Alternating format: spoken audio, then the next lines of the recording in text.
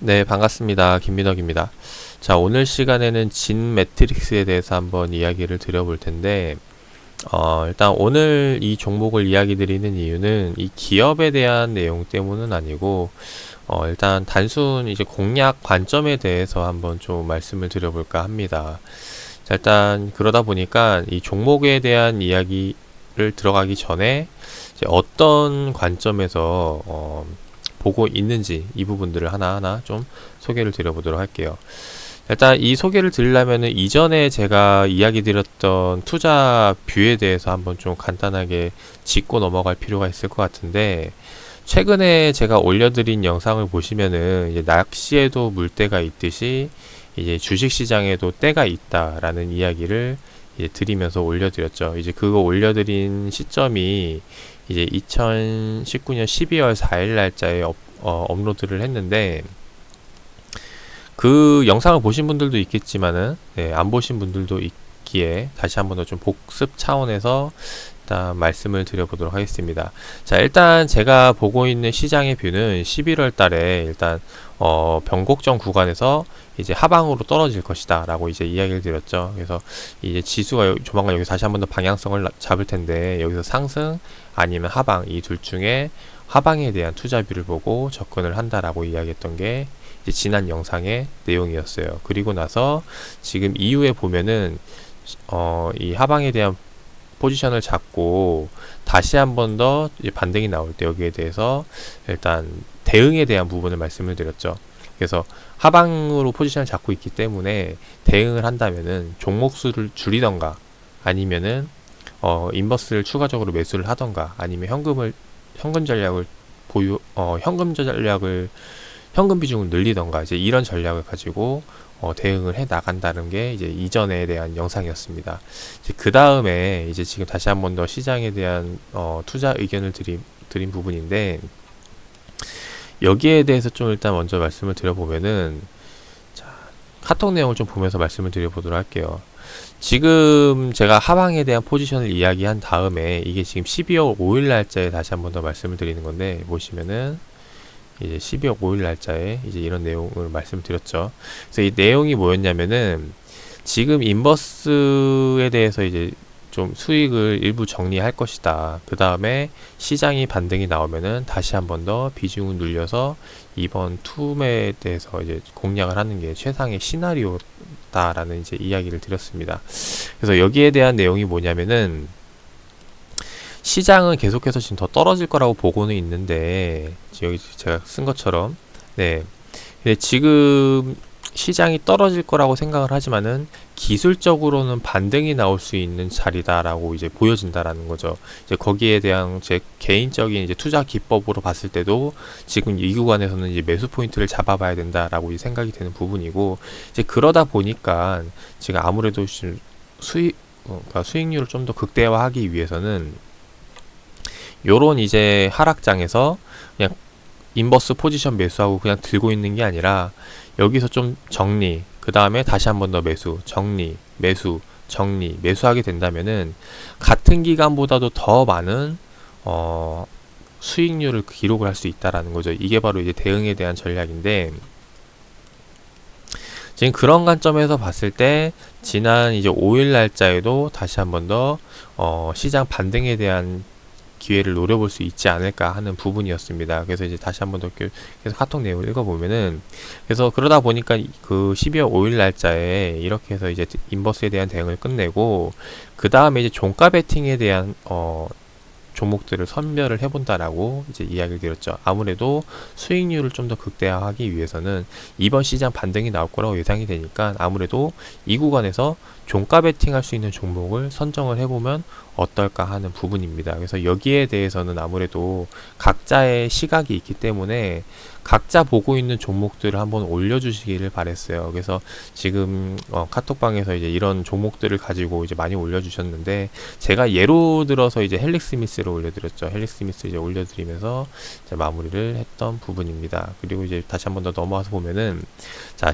그날 12월 5일 날짜가 어떤 시점이었는지 좀 먼저 설명을 드려보면은, 지난 저점 구간이었어요. 시장이 이제 8월 초에 저점을 찍고 그다음 야금야금 돌리기 시작을 했죠. 그래서 보통 우리가 추세라고 정의하는 게 저점이 올라가고 고점이 올라가는 것을 상승 추세라고 이야기를 합니다. 그래서 추세를 이제 깨는 시점이 언제냐면은 이 저점이 깨지는 시점, 아니면은 더 이상 고점을 올리지 못하는 시점들이 된다라는 거죠. 그런 의미로 봤을 때 이 8월 초부터 상승 추세로 의미를 두고 본다면은 이렇게 저점을 올리고 고점을 올리는 움직임이 나오기 시작을 했어요.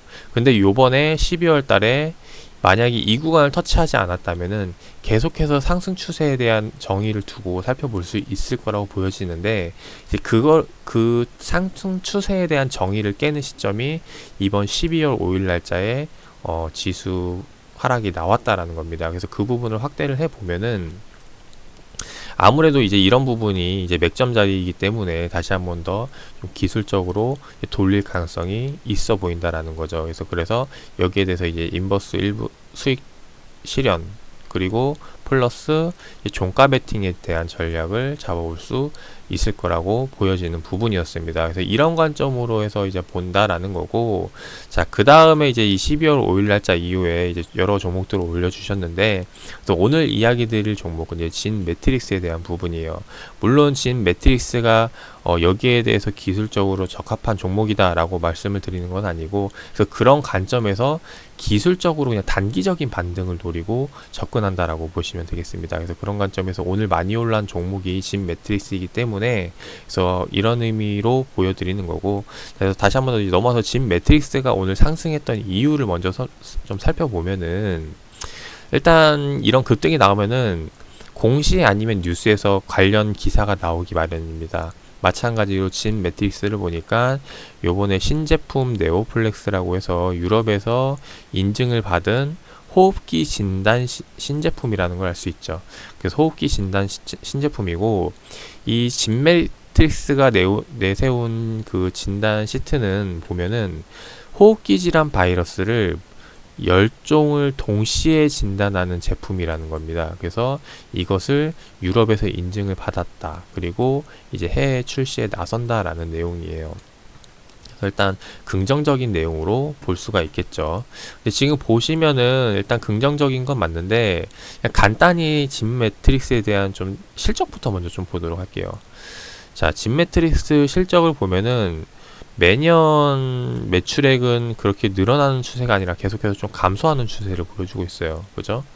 뭐 60억, 50억, 그리고 18년도에 40억 계속해서 감소하는 추세를 보여오다가 영업이익, 당기순이익도 그렇게 좋은 움직임은 보여주지 않고 있습니다. 그래서 일단 대충 이런 종목이다라는 거 정도로만 좀 알아주시면 좋을 것 같고, 근데 뭐 바이오 종목 같은 경우는 사실 실적보다는 이런 기술력이라든가 이런 거 뭐 하나 터지면은 대박 나기도 하기 때문에 이런 부분에 있어서 의미를 부여할 필요가 있을 거라고 보여지는데, 진 매트릭스 주봉 차트를 좀 보도록 할게요. 주봉 차트를 보면은 얘가 이제 2009년도부터 쭉 차트를 봐오면은 거의 대부분이 이제 2,000원 가격대 아니면 3,000원 가격대에서 이제 움직이는 것을 알 수가 있죠. 이제 그리고 나서 이제 최고점을 찍었던 게 아이고 지금 보시면 2018년도 3월에 이제 6,000원을 찍게 됩니다. 근데 우리가 이제 알고 있듯이 2018년도 초 강세장이 나왔던 때는 제 지난 영상에서도 말씀을 드렸지만 뭐였어요? 바이오 열풍이었죠. 셀트리온이 코스피 시장으로 넘어가면서 제약 바이오 시장에 대한 열풍. 그렇기 때문에 이 진 매트릭스도 바이오 관련주다 보니까 관련주로서 당시 같이 비차별화 장세에 대한 그 영향을 받아서 올라간 것으로 이제 예상이 됩니다. 그래서 그런 관점에서 본다면 사실 이 부분에 대해서는 크게 의미를 둘 필요는 없을 거라고 보여지고, 이제 그렇다는 말은 지금 현재 3,000원이 사실상 적정 주가에 와 있다라고 보여지는 부분이에요. 근데 요번에 뭐 진단 시트 유럽에 출시를 하기 때문에 여기에 대한 기대감을 가지고 오늘 크게 올라온다라고 보여지는 부분입니다. 이런 부분들을 봤을 때 일단 앞으로 얘가 그럼 그렇게 볼 수도 있겠죠. 요게 앞으로 대박이 나서 이제 시장 뭐 해외에 진출을 하게 되니까 여기에 대해서 얼마만큼 보급력을 가지고 있는지 이 부분에 따라서 향후 주가가 날아갈 수도 있다라고 생각을 할 수도 있는데, 근데 그렇게 생각을 하려면 일단 단순 계산으로 했을 때 이게 이제 원래 적정 주가 3,000원에 와 있던 게 6,000원, 그러니까 기술적으로 본다면 이제 전고점이죠. 6,000원까지 올라오려면은 결과론적으로는 이제 시총이 2배가 된다라는 거거든요. 시총이 2배가 된다라는 건 지금 시가총액이 대충 500억을 잡았을 때 얘가 1,000억이 된다라는 겁니다. 그 말은 즉 요번에 진단 시트를 통해서 주가 급등이 나오려면은 못해도 시총 1,000억 원이 될 만큼의 그런 사업 아이템이 돼야 된다라는 거죠. 시장 규모라던가 이제 그만큼 이제 매출액을 끌어올릴 수 있는 것이 돼야 되는데, 일단 여기에 대해서 개인적인 의견을 들어보면은 사실 제가 이쪽의 전문 분야가 아니기 때문에 얘네가 이 호익기 질환 바이러스 제품이 얼마나 보급력이 있는 고 파급 효과가 있는 것인지 잘 몰라요.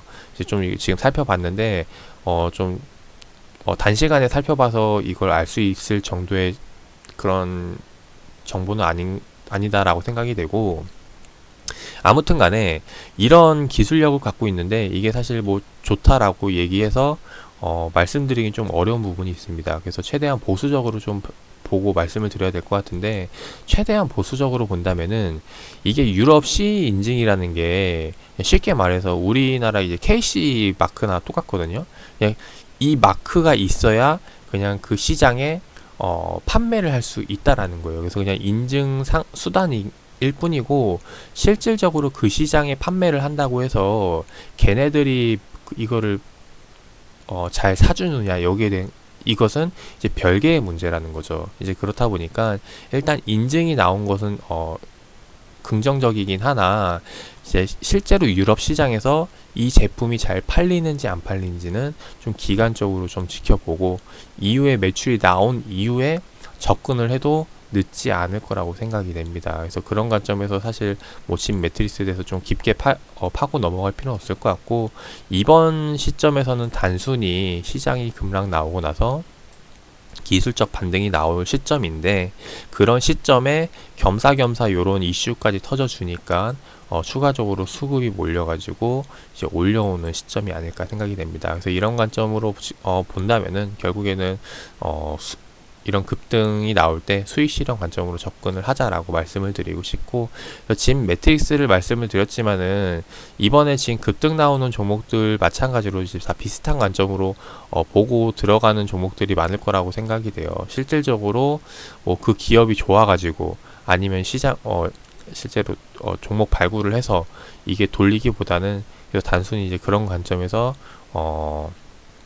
접근을 하는 종목이다라고 좀 이해를 해주시면 좋을 것 같고, 그래서 그런 관점에서 진 매트릭스를 한번 이야기를 드려봤습니다. 그래서 다시 한번 더 시장 관점으로 넘어오면은 지금 제가 보고 있는 뷰는 이래요. 저점을 계속해서 올리는 상승 추세가 이어왔는데 이게 계속해서 이어지기는 조금 어려울 거라고 생각이 되고, 이번 구간에서 추세를 깨고 내려오지 않을까 생각이 됩니다. 만약에 버틴다면은 하락 추세가 아니라 이제 기간 조정으로 들어가겠죠. 그래서 기간 조정, 그러니까 여기서 바로 이렇게 돌리기보다는 기간 조정 아니면은 가격 조정을 받고 이후에 다시 한번 더 정비를 하고 돌리지 않을까 생각이 되고, 그런 관점에서 이제 맥점 자리를 잡아 본다면은 다시 한번 더 이전에 여기서 이제 인버스 포지션을 잡았듯이 여기서도 잡아볼 수 있는 전략이 되지 않을까 싶어요. 근데 다만 지금 우리가 알아야 될 게 뭐냐면은 최근에 수급 동향을 먼저 좀 살펴봐야 될 것 같아요. 지금 최근 수급 동향을 보면은 코스피 같은 경우는 지금 보시면은 외인 쪽에서 계속해서 매도를 잡아오다가 요번에 조금 이제 진정되는 모습인데, 지금 코스피가 아니라 보니 코스닥을 보니까 코스닥을 좀 보면서 말씀을 드리도록 하겠습니다. 자, 코스닥 같은 경우는 지금 외인 쪽에서 돌리는데 그 수급이 많이 들어온 시점들을 보면은 이런 맥점 자리들이거든요. 요번에도 보면은 이제 12월 6일 날 돌렸던 자리가 여기 이 구간이죠. 근데 하나 또 보여드리면은 전저점 구간을 한번 볼까요? 얘가 지난 어디 말하냐면은 전저점 찍었던 9월 30일 날짜와 이 구간과, 그리고 요번에 이제 돌렸던 11월 25일 날짜 이 구간에서 한번 좀 수급 동향을 좀 보도록 하겠습니다.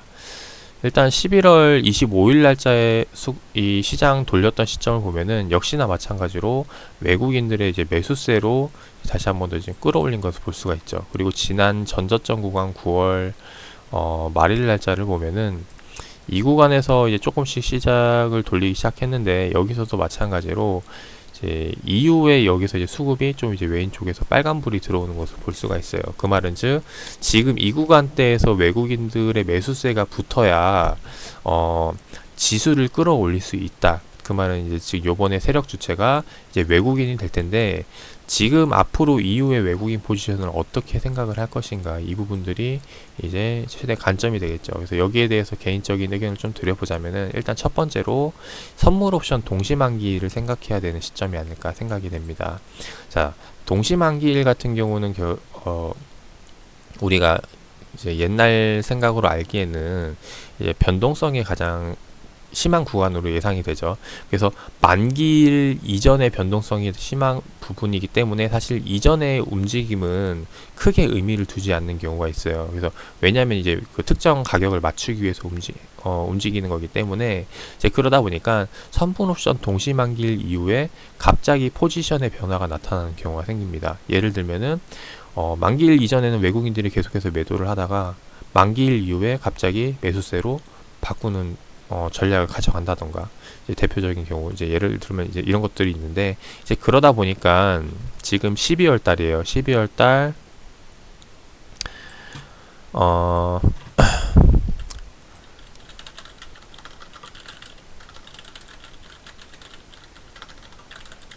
자, 만기를 보면은